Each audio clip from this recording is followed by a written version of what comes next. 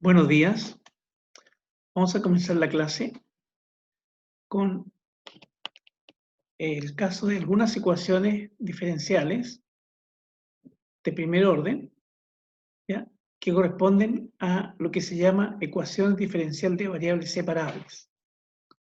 Para eso entonces vamos a ir siguiendo el siguiente concepto. Cuando una ecuación diferencial se llama ecuación diferencial de variables separables. Y eso lo vamos a encontrar cuando ocurre lo siguiente. Cuando tenemos la derivada de la función incógnita, y prima, acompañada por todo el conjunto de funciones incógnitas. Juntémoslas todas bajo una función g de i. Y todo ello sea igual a otra función donde contenga todas las variables independientes. Es decir, se llama de variables separables porque nosotros podemos separar bajo una misma función todo lo que son las funciones independientes, las variables independientes, y por otro lado, todo lo que corresponde a las funciones y. ¿Ya? De tal modo que uno podría pensar que lo que vamos a tener es la derivada de y con respecto a x, acompañado por un lado con todo el conjunto de funciones y funciones independientes, y con todo otro conjunto de funciones donde están las variables independientes. Si nosotros miramos esa expresión tal como está aquí, y aprovechando nuestros conocimientos de diferenciales, podemos decir que esta expresión es exactamente equivalente a escribir que gi de i es igual a fx de x. Es decir, todas las funciones i's que acompañan al diferencial de i es igual al conjunto de variables x que acompañan al diferencial de x. Es decir, podemos dejar en un solo lado todo lo que está con i y en otro lado todo lo que está con x. Y por eso se llaman ecuaciones diferenciales de variables separables. Cuando llegamos a esta expresión, nosotros podemos darnos cuenta que lo que nosotros queremos, para no perder de vista lo que andamos buscando como objetivo final, es encontrar una expresión de manera explícita para la función incógnita i de x. Pero como aquí aparece el diferencial i acompañado por un conjunto de funciones i's, la única manera de poder encontrar i sola es integrar. ¿Ya? Lo que vamos a hacer entonces, vamos a integrar ambos lados de la ecuación, tanto el lado izquierdo como el lado derecho. Al lado izquierdo nos va a quedar entonces la integral gi de i, y esta integral al resolverla nos va a aparecer i en alguna expresión, ¿ya? Y allí, junto con eso, al lado derecho nos va a aparecer, al integrar esta fx de x, nos aparece otra expresión en función solamente de x. Y como estas integrales, cada una están hechas indeterminada, sin límite, nos va a dar una constante a cada lado. Ambas constantes las juntamos todas y las dejamos al lado derecho como una sola con el nombre c. Por lo tanto, cuando realicemos cada una de estas integrales, aquí vamos a tener una integral solamente elementos de x, y aquí solamente elementos de y. Lo que tendremos que hacer a continuación, después de encontrar esta expresión, la del lado izquierdo, es ver cómo nos ingeniamos para poder despejar y así nos va a salir y solamente en función de x. Pero eso va a depender de qué expresión encontremos aquí en g de i. Por lo tanto, la forma genérica de la solución es integre gi de i, integre fx de x, suma la constante, y después a continuación de esto, despeje cuánto vale i. Y esa entonces es la forma genérica de resolver una ecuación diferencial que se conoce como ecuación diferencial de variables separables.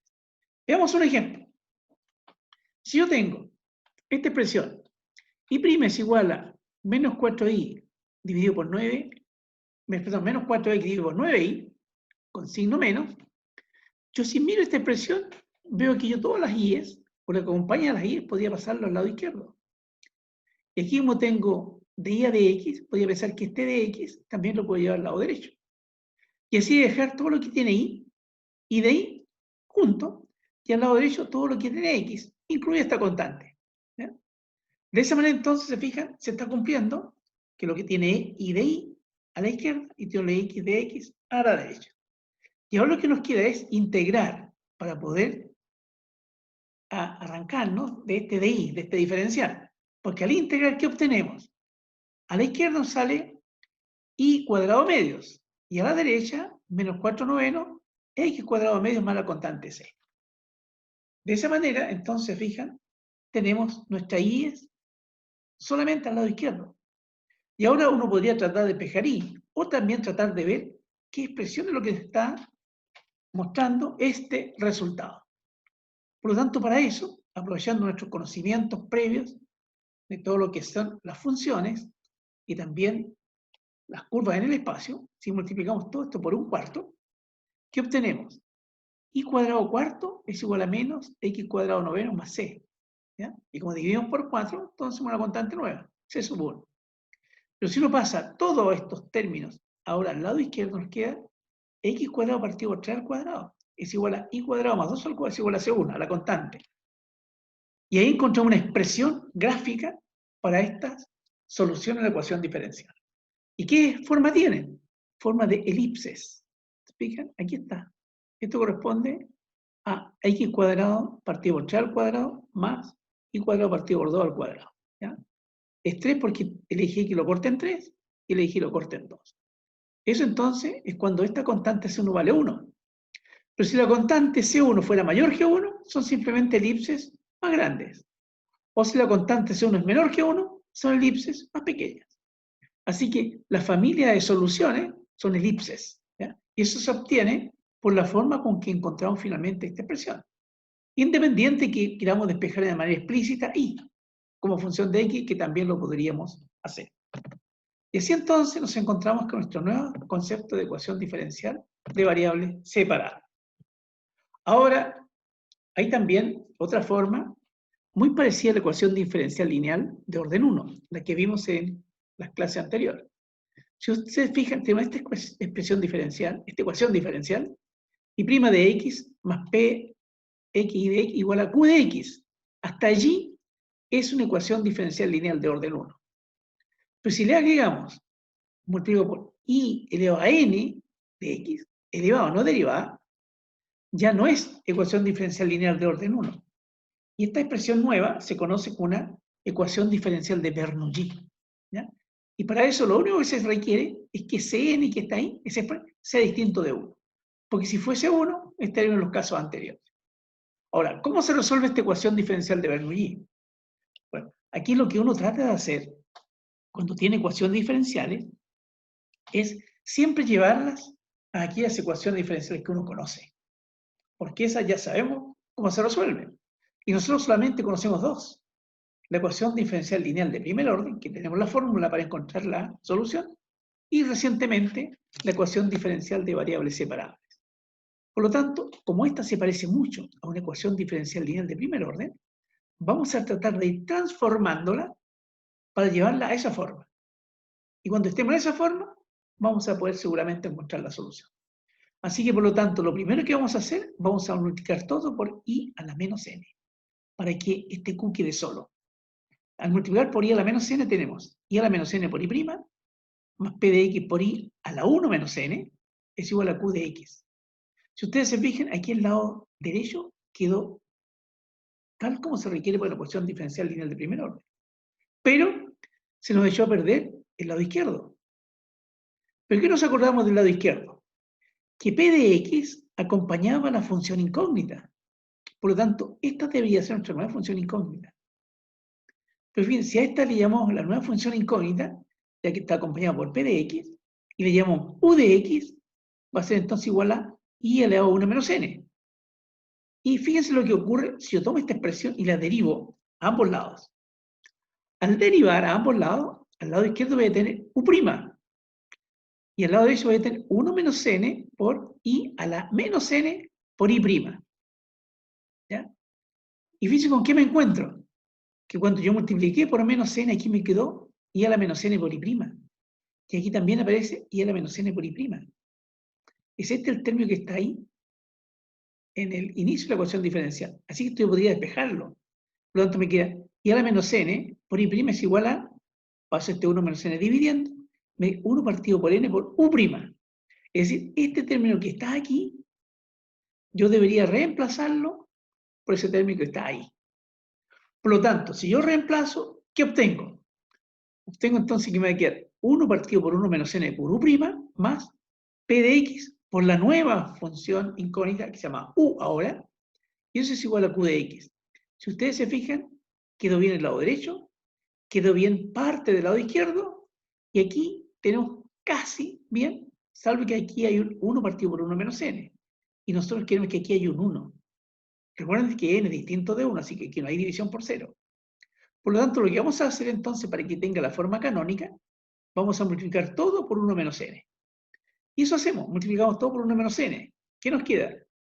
U' ahora, solo, más 1 menos n por p de x por u de x es igual a 1 menos n por q de x. ¿Ya? Aparentemente, se nos arregló un poco aquí en la forma canónica y se nos echó a perder todo lo que seguía. Pero en realidad, eso no es tan así. ¿Por qué? Porque sucede que lo que nos quedó es esto. U' de x más 1 menos n por p de x por u de x es igual a 1 menos n por q de x. Pero ¿qué decía nuestra ecuación diferencial lineal de primer orden? Que aquí teníamos la derivada de la función incógnita, acompañada por un 1, forma canónica. Después, la función incógnita, acompañada por una función de x. ¿Y qué tenemos aquí? P de x es una función de x. Y 1 menos n es una constante. Por lo tanto, esta expresión sigue siendo en general una función de x. Por lo tanto, a toda esta expresión, que no es p de x minúscula, le vamos a llamar p de x mayúscula, porque también es una función de x. Y acá igual, aquí tenemos q de x al lado derecho, función de x, pero acompañado por una constante, 1 menos n. Por lo tanto, toda esta expresión es una función de x. Y le vamos a llamar entonces q mayúscula. Si hacemos ese reemplazo, ¿qué tenemos? U' de x más p de x, que es una función de x, por u de x. Y eso es igual a q de x, que es una función de x. Y tiene exactamente la forma de una ecuación diferencial lineal de primer orden. Por lo tanto, aquí podemos aplicar nuestra fórmula, que decía u de x es igual a e a la menos px de x, factor de la integral de q de x por e a la integral px de x más c.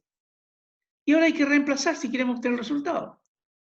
El p de x se reemplaza acá, el q de x se reemplaza acá y el p de x acá. Por lo tanto, tengo una expresión para la solución, con la única situación pendiente que esta solución que encontramos aquí es una expresión para la función incógnita u de x, pero originalmente nosotros tenemos una expresión en y de x. Pero nos acordamos cómo se relaciona u de x con y de x. Nos acordamos que y elevado a 1 menos n es igual a u de x. Por lo tanto, cuando nosotros tengamos resueltas todas estas integrales, vamos a tener una expresión para u de x. Ahora, si ese u de x nosotros lo elevamos a 1 partido por 1 menos n, eso es exactamente y de x, que es nuestra función incógnita original. Por lo tanto, este método, que corresponde a la ecuación diferencial de Bernoulli, haciendo estas transformaciones, llegamos a una nueva ecuación diferencial lineal de primer orden, y cuando ya la tenemos, cambiamos los exponentes y tenemos finalmente una expresión para y de x. Veamos esto entonces con un ejemplo. Imaginemos que tenemos esta expresión. Y' más y es igual a x cuadrado por y elevado a 2. Ya tenemos entonces y elevado a un factor distinto de 1 al lado derecho. Por lo tanto, esta es una ecuación diferencial lineal de Bernoulli. ¿Qué debemos hacer? Primero, este y a la 2 que desaparezca, multiplicando por y a la menos 2. ¿Qué nos queda? Y a la menos 2 por y' más y a la menos 1, porque como aquí tenemos y a la 1 por y a la menos 2, nos da y a la menos 1, es igual a x cuadrado. Y ahora cuando tenemos esta expresión decimos bien. Ahora, entonces nuestra nueva función incógnita es esta. Y a la menos 1. Por lo tanto, u de x igual a y a la menos 1. Si derivamos, nos queda u' es igual a menos y a la menos 2 por y'. Pero y a la menos 2 por y' es lo que está aquí. Así que y a la menos 2 por y' es igual a menos u'. Si reemplazamos entonces ahí, nos va a quedar menos u' más u de x es igual a x cuadrado. Ahora, ¿qué nos está molestando? Que aquí tiene que haber un 1 para que sea forma canónica. Multiplicamos todo por menos 1. Al multiplicar todo por menos 1 nos queda u' menos 1 por u de x es igual a menos x cuadrado. Y nos quedamos entonces con una ecuación diferencial lineal de primer orden de forma canónica, donde p de x es lo que acompaña a la función incógnita u de x, que es menos 1, y q de x es todo lo que está al lado derecho, menos x cuadrado. Y ahora, ¿qué debemos hacer? Tomar p de x, reemplazarlo aquí y acá, y q de x reemplazarlo ahí. Hacer las integrales, y cuando tengamos las integrales resueltas, simplemente después nos acordamos que nuestro u de x corresponde a i elevado a menos 1, y de ahí despejamos el i. ¿Se fijan entonces? Es simplemente algunas transformaciones para volver a nuestra forma canónica de la ecuación diferencial lineal de primer orden. Y ahora aprovechemos de iniciar cómo podemos hacer aplicaciones de las ecuaciones diferenciales.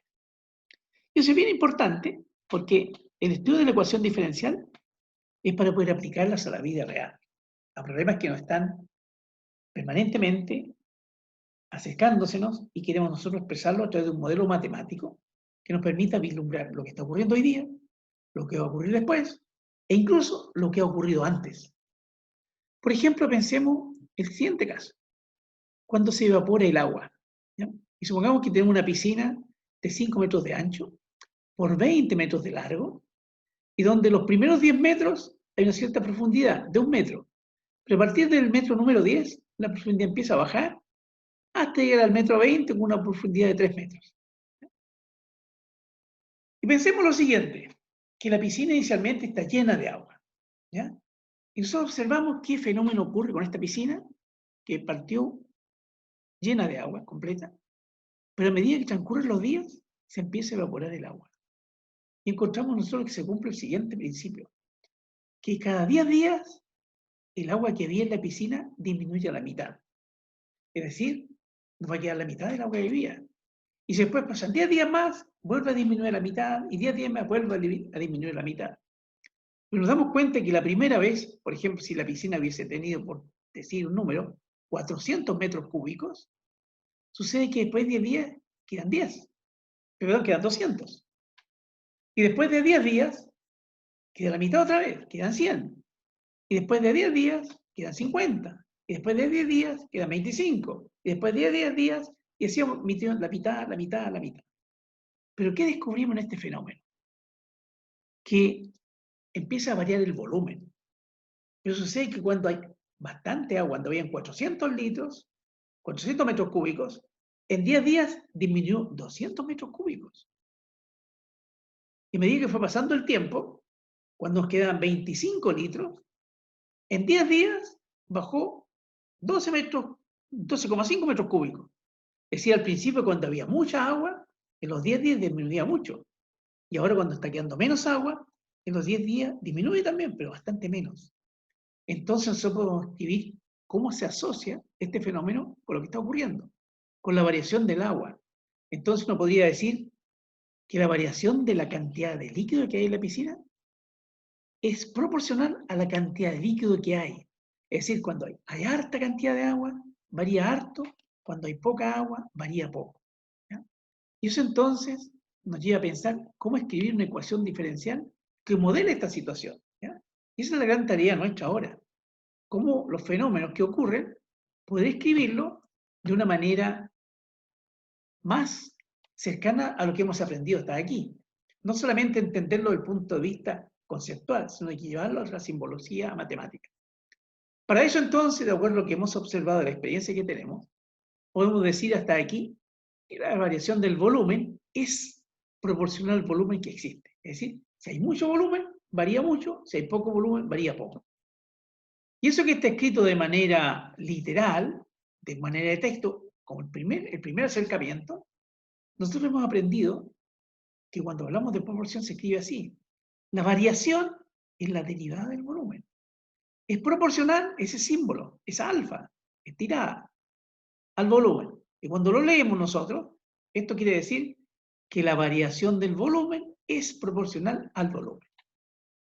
Y eso han ido aprendiendo ustedes a través de los distintos cursos que han ido tomando de cálculo.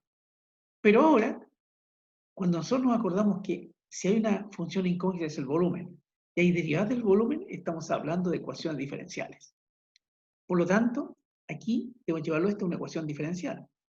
Pero cuando hablamos de proporcional a, nos acordamos lo que aprendimos en proporciones, Y eso significa que es igual a una constante por. Por lo tanto, cuando leemos de nuevo, la variación del volumen es proporcional al volumen, eso se escribe así. La variación del volumen es, el signo igual, proporcional, significa una constante, por el volumen, porque es proporcional al volumen, es decir, la constante por el volumen.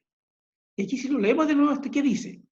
La variación del volumen es proporcional a, y la A es el puntito de la multiplicación. ¿A quién? Al volumen. Y de esa manera entonces hemos escrito una ecuación. Y como está la función incógnita y su derivada, esta es una ecuación diferencial que da cuenta de lo que acabamos de escribir antes, de la proporción, y que da cuenta de lo que expresamos antes conceptualmente.